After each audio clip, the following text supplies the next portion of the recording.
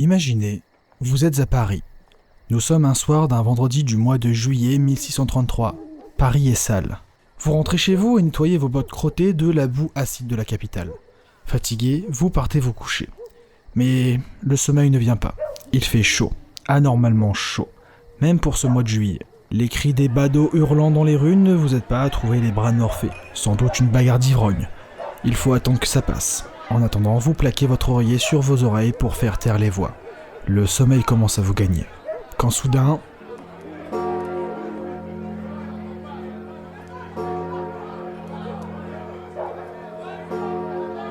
Notre-Dame retentit. Exaspéré, vous décidez de vous lever et d'ouvrir vos volets pour crier votre frustration.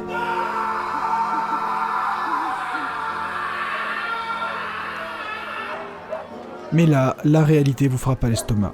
Paris est en feu. Vous voyez les soldats livrer bataille dans les rues. Attirant votre attention, un groupe de soldats, mousquets à la main, boutent le feu en direction du ciel. En suivant la direction de leur tir, vous la voyez, surplombant Notre-Dame. Cette silhouette qui hantera vos nuits jusqu'au restant de vos jours. Cette immense silhouette ailée, aux écailles noires de jet. Cette silhouette ouvrant sa gueule bardée de crocs en direction d'un groupe de soldats. Une lumière venant droit des enfers luisant entre ses imposantes mâchoires. Un jet de flamme en jaillissant.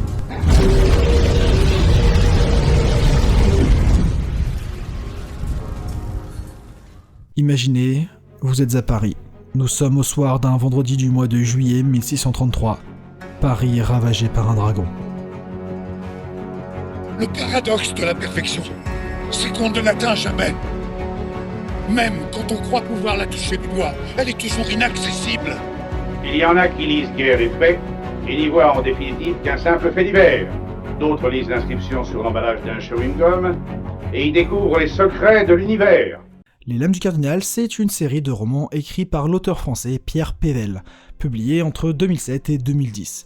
La série est composée en 3 tomes, Les Lames du Cardinal, L'Alchimiste des Ombres et Le Dragon des Arcanes. En 2017, Pierre Pével a également écrit une suite sous la forme d'une nouvelle, La Louvre des Cendres, se passant 3 mois après Le Dragon des Arcanes. Et entre 2016 et 2017, un autre auteur, Philippe Auribeau, sortira une série de 7 nouvelles, L'Héritage de Richelieu, se déroulant 10 ans après Le Dragon des Arcanes. Mais Philippe Auribeau est surtout connu pour être l'auteur principal et chef de projet de l'adaptation des Lames du Cardinal en jeu de rôle, avec une première version sortie en 2014 et une seconde sortie en 2024. Pour la petite anecdote, j'ai découvert cet univers grâce à Philippe Auribeau himself. J'ai été recruté en 2024 pour faire de l'animation sur un stand de dédicace dans un magasin de ma ville. La dédicace était pour un tout nouveau jeu de rôle avec une thématique cap et épée. Le jeu de rôle en question, c'était Les Lames du Cardinal. J'ai passé une super après-midi avec Philippe Auribeau et Camille Guiraud qui m'ont donné envie de découvrir un peu plus cet univers, du coup j'ai naturellement acheté le jeu de rôle. Du coup, mon premier contact avec l'univers de Pierre Pével, c'était ce livre, le guide de l'univers de Les Lames du Cardinal. Puis un jour où je me baladais dans une librairie avec un pote, je suis tombé sur cette intégrale, et c'est ainsi que j'ai commencé à lire Les Lames du Cardinal. Et bordel, je le regrette pas. Les Lames du Cardinal, c'est une série de fantasy historique, c'est-à-dire un récit mélangeant faits historiques avec un grand H et éléments fantaisistes. Alors si, comme moi, vous dormiez en cours d'histoire, on va refaire un petit point sur les éléments importants à comprendre pour la suite. Je vous rassure, les romans sont compréhensibles même si vous êtes une pie en histoire, mais bon, ça aide quand même. Père Castor, raconte-nous une histoire. Père Castor, raconte-nous 2 histoires. Père Castor, Père Castor, mets tes lunettes et lis-nous tout. Au début du XVIIe siècle, la France est dirigée par Henri IV qui est marié avec Marie de Médicis. Ensemble, ils donnent naissance au futur Louis XIII. Henri IV est assassiné en 1610 par François Ravaillac, laissant le trône à un Louis XIII âgé de 8 ans. En attendant sa majorité, c'est la reine-mère Marie de Médicis qui prendra la régence. Louis XIII atteindra sa majorité en 1614, mais la reine-mère parviendra à évincer l'autorité du roi légitime et ainsi garder le pouvoir. Elle fera entre autres nommer un certain Armand Jean Duplessis de Richelieu au poste de secrétaire général. À cette époque, la France est en conflit avec la maison Habsbourg, avec laquelle elle partage plusieurs frontières, dont l'Espagne. En 1615, afin de calmer ces conflits, Marie de Médicis passe un accord avec Philippe III d'Espagne pour marier Louis XIII avec Anne d'Autriche, et ainsi rapprocher les deux pays. En 1617, Louis XIII parviendra par la force à évincer sa mère du pouvoir avant de l'exiler au château de Blois, d'où elle s'échappera pour se réfugier au château d'Angoulême, duquel elle fomentera plusieurs complots visant le roi. Après plusieurs tentatives pour calmer Marie de Médicis, Louis XIII acceptera son retour dans sa cour en 1621, où elle suivra les conseils de Richelieu, désormais cardinal, pour rester proche du conseil du roi. En échange, la reine-mère plaidera pour offrir à Richelieu le statut de ministre. En 1622, Anne d'Autriche, jouant dans le galerie de la Louvre avec Marie de Rohan, sa dame d'honneur, fait une mauvaise chute lui provoquant une fausse couche. Fou de rage, Louis XIII écarte Marie de Rohan, future duchesse de Chevreuse, de ses fonctions, mais elle et Anne d'Autriche resteront proches amies. Toujours en 1622, Louis XIII fait créer un corps d'élite pour être sa garde rapprochée, les mousquetaires, dont leur plus célèbre dirigeant sera le comte de Tréville.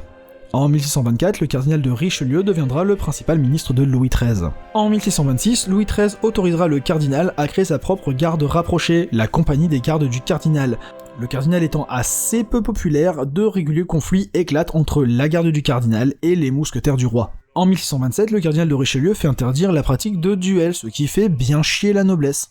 À cette époque, la France est un pays catholique, en guerre contre les protestants qui ne reconnaissent pas l'autorité du pape, et la ville de La Rochelle est une puissante place forte protestante. C'est ainsi qu'en 1627, Louis XIII, sous les conseils de Richelieu, fait assiéger la ville, qui capitulera en 1628. Malheureusement, les rapports entre Marie de Médicis et Richelieu s'étiolent quand ce dernier exprime sa volonté de s'allier avec les États protestants contre les Habsbourg, faisant passer l'État avant la religion, là où Marie de Médicis, elle, est pour une alliance entre les catholiques, c'est-à-dire les Habsbourg, contre les protestants, faisant passer la religion avant l'État. La reine-mère demande à Louis XIII la destitution du cardinal, mais le roi décide en 1630 d'accorder sa confiance à son ministre.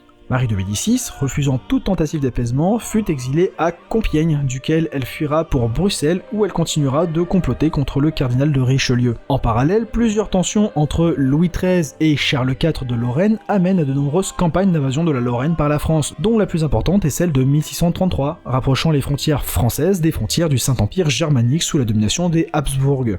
La politique du cardinal de Richelieu le rendra assez impopulaire, il décédera en 1642 d'une tuberculose, suivi par Louis XIII en 1643, décédant de la colique. L'héritier, Louis XIV, étant trop jeune pour régner, c'est Anne d'Autriche qui tiendra la régence, aidée par le cardinal de Mazarin, ce qui déclenchera la Fronde, une série de conflits nés de différents partis s'opposant à la politique d'Anne d'Autriche et de Mazarin. Père Castor, raconte-nous une histoire. Père Castor, raconte-nous deux histoires. Père Castor, Père Castor, mets tes lunettes et lis-nous tout. Alors du coup, ça raconte quoi ? Les Lames du Cardinal, c'est l'histoire d'un groupe d'agents secrets d'élite au service du cardinal de Richelieu et en charge, dans l'ombre, de protéger la France de ses divers ennemis. Malheureusement, à la suite d'une trahison de l'un de leurs membres en 1628 lors du siège de La Rochelle, provoquant l'échec de leur mission, ils ont été sacrifiés par le cardinal sur l'autel des intrigues politiques et ses membres se sont éclatés. Mais en 1633, alors que Richelieu cherchait à apaiser les tensions entre la France et l'Espagne, l'émissaire espagnol demande en guise de bonne foi que le cardinal mette à profit ses meilleurs hommes pour retrouver le chevalier d'Iréban. Il demande l'intervention des Lames. C'est à l'ancien capitaine Lafargue qu'incombe la mission de reformer les Lames et de rechercher le chevalier d'Iréban. Au cours de leur aventure, les Lames vont découvrir l'implication de la Griffe Noire, une puissante secte draconique cherchant à rendre aux dragons leur gloire d'antan, quand ils étaient maîtres du monde et que les humains étaient leurs esclaves. Dans la suite, l'alchimiste des ombres, les Lames chercheront à déjouer un complot de la Griffe Noire, visant directement le trône de France. Et dans le Dragon des Arcanes, une vision prémonitoire annonce l'attaque sur Paris par un Archéen, un dragon parmi les plus anciens et puissants représentants de son espèce. Les Lames devront trouver comment empêcher ce drame d'arriver. La chose qui marque le plus dès le synopsis, c'est le contexte posé par l'univers. Car si les dragons et leurs cousins, Tarasque, Viverne, Drague, Dragonnet, etc., forment un peu le starter pack de la fantasy sans trop d'imagination, il est beaucoup plus rare de les retrouver dans un contexte d'époque moderne. En France, l'époque moderne, c'est la période qui va de la découverte des Amériques, marquant la fin du Moyen-Âge, jusqu'à la Première République, avec la Révolution française. Quand on pense combattre un dragon, dans l'imaginaire collectif, c'est un chevalier en armure avec un bouclier, une lance ou une épée, qui se tient seul face à la bête, ou alors le soldat médiéval avec une bonne grosse baliste. C'est rare de voir un dragon être affronté par un bretteur, un arquebusier ou un mousquetaire. Et les rares fois où ça arrive, c'est dans des univers de fantasy médiévale, n'hésitant pas à inclure des technologies plus tardives. Mais avec une dominance quand même très forte de l'imagerie médiévale, donc c'est un peu de la triche. Du coup, rien que mettre un dragon dans un contexte de 17e européen crée un univers tout de suite marquant. Après, je veux pas vous faire de faux espoirs quand même. Mais dans cet univers, comme dans celui de Donjons et Dragons ou de Wakfu, les dragons peuvent prendre des formes humaines ou des formes intermédiaires, et le plus souvent les personnages les combattent au pire dans leur forme intermédiaire. Il y a des affrontements quand ils sont complètement sous leur forme draconique, mais le combat est tellement déséquilibré que ça se résume juste à fuir ou à trouver un moyen de temporiser en attendant qu'un rituel soit accompli. Au moins ça crée vraiment un sentiment de menace de la part des dragons, l'enjeu devenant réussir à le tuer avant qu'il ne retrouve toutes ses forces, et quand les personnages échouent à l'abattre dans les temps, bah c'est la merde, ciao. Au final, les dragons vont assez peu directement au combat. Ils préfèrent envoyer des dracs, l'équivalent des Drakéi de Donjons et Dragons, ce qui rend les moments où les dragons entrent en action vraiment plus marquants. Pour rester sur les dragons et leur place dans cet univers, leurs cousins éloignés ne sont pas forcément affiliés à leur alignement moral, permettant de rendre l'univers bien plus vivant. Les vivernes sont utilisés par tout le monde comme des montures ailées, les tarasques sont utilisés comme des animaux de trait, les dragonnets sont utilisés comme des animaux de compagnie ou comme des pigeons voyageurs. Les dracs, quant à eux, vivent plutôt comme des humains, à la seule différence que soit ils vivent en tribu, loin des humains justement, soit ils vivent dans des ghettos. Oui, il y a du racisme anti-drac dans cet univers et ça fait clairement partie des thématiques de l'œuvre. Il y a aussi une maladie mortelle, incurable, portée par les dragons qui peuvent se transmettre à l'humain, la rance, transformant petit à petit les humains qui y sont atteints en créatures hybrides et violentes. Les dragons y affiliés ont aussi leur drogue, la Juscam, leur magie propre et leurs artefacts. Finalement, en voyant tout ça, je comprends mieux pourquoi des auteurs comme Philippe Auribeau ont décidé de l'adapter en jeu de rôle, et ainsi raconter de nouvelles histoires dans cet univers. Car là je ne fais qu'effleurer l'univers, je n'ai pas parlé des châtelaines, des louves, des gardes de Saint-Georges, qui sont un peu les Dragon Slayers de cet univers. Écoutez-moi tous! Il y a un moyen de les terrasser! Utilisez votre magie anti-dragon! À nous tous, les amis! Nous sommes 7 chasseurs de dragons! Et des dragons! Il y en a également 7! Notre magie attendait ce jour! Les chasseurs de dragons sont venus au monde pour livrer ce combat! Les Lames du Cardinal, ce n'est pas un univers qui vous demande de faire vos devoirs pour Mais les Lames du Cardinal, ce n'est pas un univers qui vous demande de faire vos devoirs pour pouvoir l'aborder. Que ce soit le côté fantaisiste qui est ajouté petit à petit, brique par brique, les histoires d'Archéens, de Loge des Arcanes, de Tarot des Ombres, ça va arriver bien à la fin. Déjà, on va commencer par les Vivernes et les Dragonnets. Ou pour le côté historique, le cours d'histoire de France simplifié que je vous ai fait, c'était déjà limite exhaustif par rapport à ce que vous avez besoin de savoir pour comprendre la saga, car Pierre Pével prend le temps de poser les éléments importants de l'histoire de France que vous avez besoin de savoir pour comprendre le récit, n'hésitant pas à faire de courts chapitres explicatifs sur cette période de l'histoire, voire même des bonds dans le futur. Bon, mon petit résumé, c'était plutôt un petit guide de... Arrête de faire du bruit, toi. Mon résumé, c'est plutôt un petit guide de tout ce qu'il faut comprendre pour pouvoir y retourner si un jour vous êtes perdu lors de la lecture. On te voit sur la caméra ? On te voit sur la caméra. Ce mélange d'histoire avec un grand H de fantasy donne un rendu passionnant, c'est divertissant et ça donne envie de mieux comprendre cette époque, donc de se cultiver. Alors, je ne vous cache pas qu'au niveau histoire, je suis très intéressé sur comment les gens vivaient dans le passé, ainsi que tout ce qui est évolution technologique.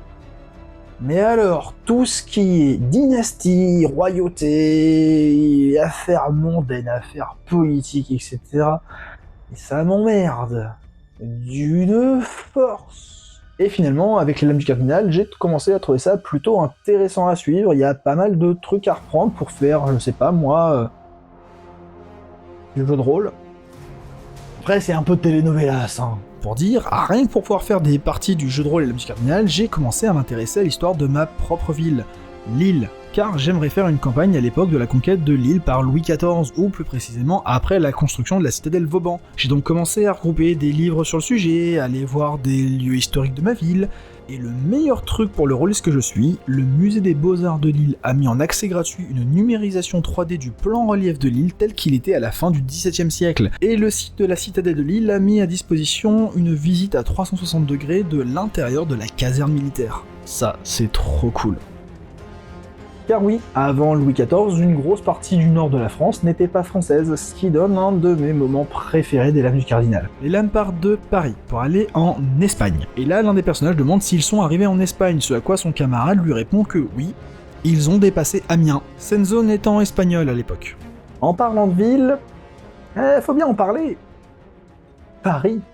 Ah, Paris. Cette ville du romantisme où tout est magnifique. Paris, cette ville que Anne Hidalgo a massacrée. Paris et sa boue acide qui ronge le cuir. Paris et son odeur pestilentielle. Paris que même la pluie ne peut laver.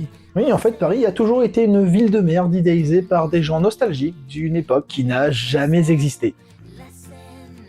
Bref. Paris ne fait pas rêver, et ça l'auteur insiste bien dessus. Le cardinal, le roi et les lames résident à Paris. La capitale est d'une importance capitale. On y passe tellement de temps qu'elle est presque un personnage à part entière. Tellement que dans mon édition, il y a une carte légendée du Paris de l'époque pour pouvoir y suivre l'action en temps réel. C'est chouette. Avec les lames du cardinal, Pierre Pével offre aussi un bel hommage à la littérature française d'aventure en partageant son univers avec d'autres œuvres cultes comme L'Homme au masque de fer, Cyrano de Bergerac et surtout, les Trois Mousquetaires. Pierre Pével se permettant de les citer, voire même pour certains de leur donner une importance dans le récit, comme Athos et D'Artagnan qui viennent à plusieurs reprises en aide à un des protagonistes, sans jamais chercher à lui voler la vedette. La seule exception étant le comte de Rochefort, qui pour le coup est vraiment un personnage important et récurrent. Alors, pour ceux qui ne situent pas qui est le comte de Rochefort, c'est juste un adversaire récurrent de D'Artagnan dans les Trois Mousquetaires. En parlant de personnages, il est temps de parler de nos lames, car l'univers c'est bien, mais ce que j'aime le plus dans ces romans, ce sont les personnages. Ils sautent au nombre de 8. Oui, vous avez bien entendu, 8 protagonistes. Oui, ça fait beaucoup. Oui, l'auteur le sait. Mais dans les faits, on retient très vite les personnages. Pierre Pével utilise 3 processus pour les rendre rapidement marquants. Pour commencer, l'utilisation d'archétypes bien connus. On a le capitaine Étienne Louis de Lafargue, le vieux soldat robuste, son opposé Ballardieu, le vieux soldat déchu, la baronne Agnès de Vaudreuil, la femme aventurière, Nicolas Marciac, le beau gosse dragueur bien vivant, Aníbal Antonio Armadès di Carrio, le maître d'armes espagnol, Antoine Leprat, chevalier d'orgueil, le mousquetaire, Arnaud de Lincourt, l'intellectuel, et Saint-Luc, le sang-mêlé, corbeau à tonneau de service.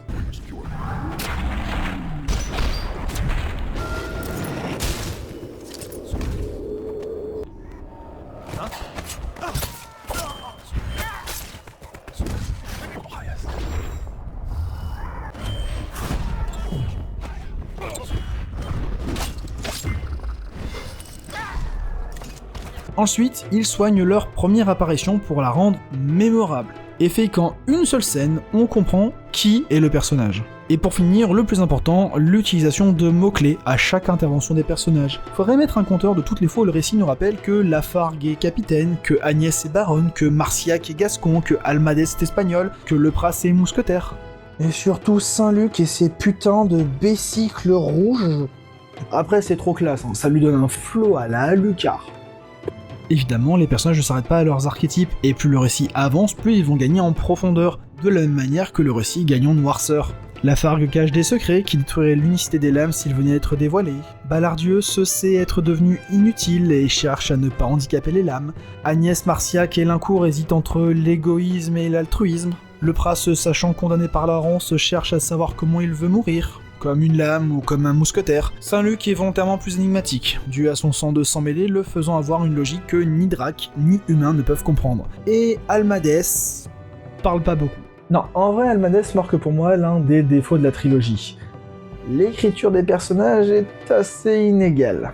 Lafargue, Agnès, Lincourt, Leprat et surtout Marciac sont très développés. Je pense que Marciac, c'est un peu mon chouchou. Alors que de base, c'est l'archétype du gros con beauf. Mais plus on avance, plus on découvre son dilemme entre laisser tomber son devoir de l'âme et vivre heureux avec celle qu'il aime, ou accomplir son devoir mais en s'éloignant de celle qu'il aime pour la protéger. Le genre de personnage qui, quand il doit faire un choix égoïste, finit forcément par revenir sur le chemin de l'altruisme, car c'est plus fort que lui, c'est dans sa nature, le mec, c'est Peter Parker. Puis il y a Saint-Luc qui, à part un accrochage avec Lafargue dans le Dragon des Arcanes, n'évolue presque pas. Tu prends Saint-Luc au début et Saint-Luc à la fin, c'est exactement le même personnage. Ballardieu a un développement beaucoup trop tardif à mon goût. Son développement est clair et très touchant, mais il est trop en retrait une grosse partie de l'œuvre. Et Almadès, j'ai juste rien à dire.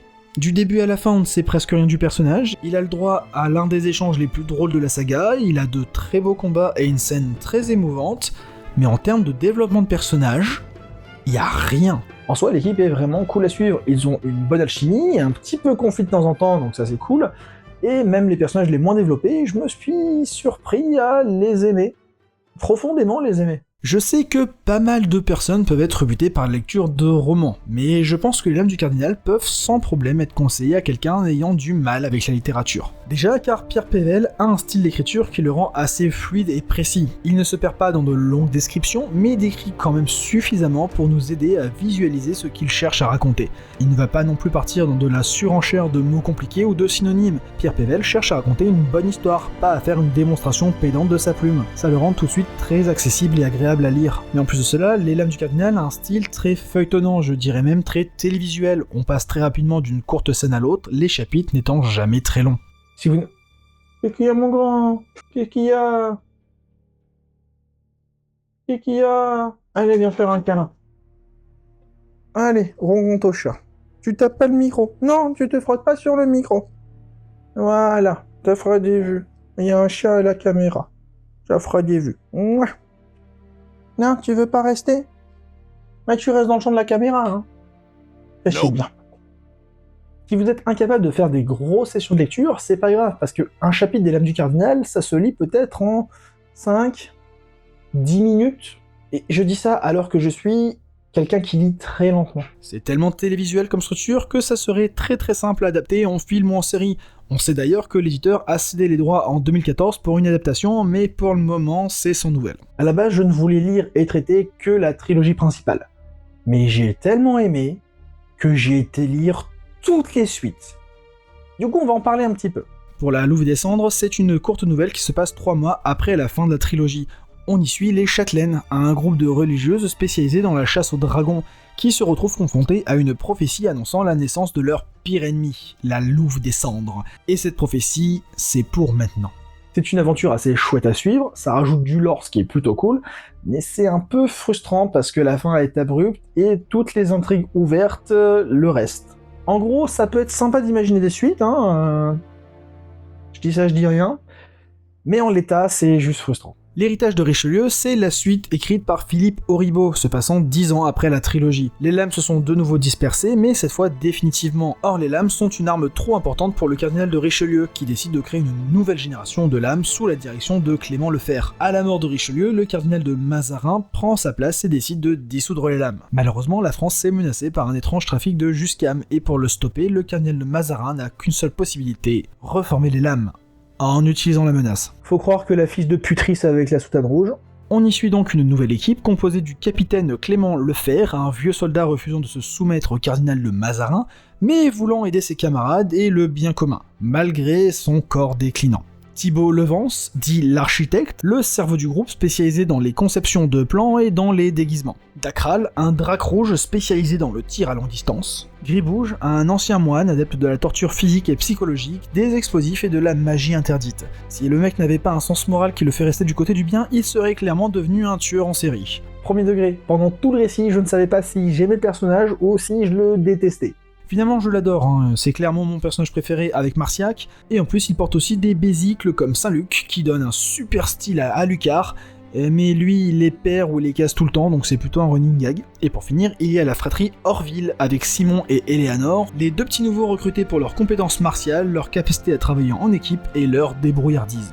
Bien que cette nouvelle équipe ait moins de temps pour se développer, le travail de Philippe Auribeau est à saluer bien bas. Les personnages sont très vite attachants, même cette ordure de Gribouge. Leur aventure est honnêtement très cool, et le style de narration n'est pas loin de celui de Pével, donc très simple à lire. Philippe Auribeau s'approprie bien l'univers de Pierre Pével, ajoutant du lore, bousculant le status quo, et n'hésitant pas à reprendre certains personnages sans pour autant tomber dans le fanservice gratuit, sauf peut-être pour un personnage qui est là sans être nommé et qui sert concrètement à rien. Pour ce qui est du jeu de rôle, je suis un peu embêté.